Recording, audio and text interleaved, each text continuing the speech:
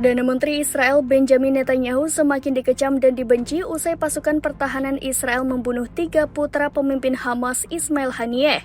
Tak terkecuali warga Israel pun ikut murka terhadap kebijakan brutal Netanyahu tersebut.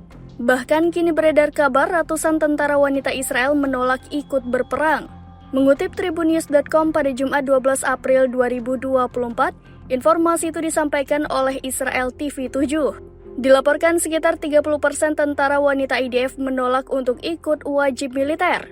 Ratusan IDF wanita itu membelot dan menolak dibawa ke pangkalan militer dekat perbatasan Gaza.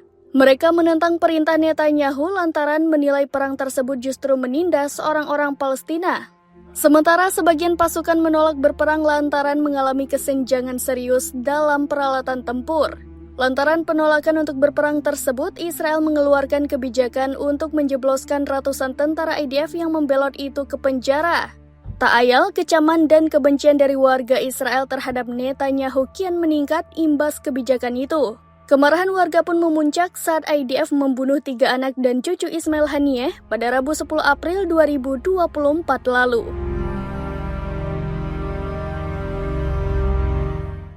Download Tribun X sekarang, menghadirkan lokal menjadi Indonesia.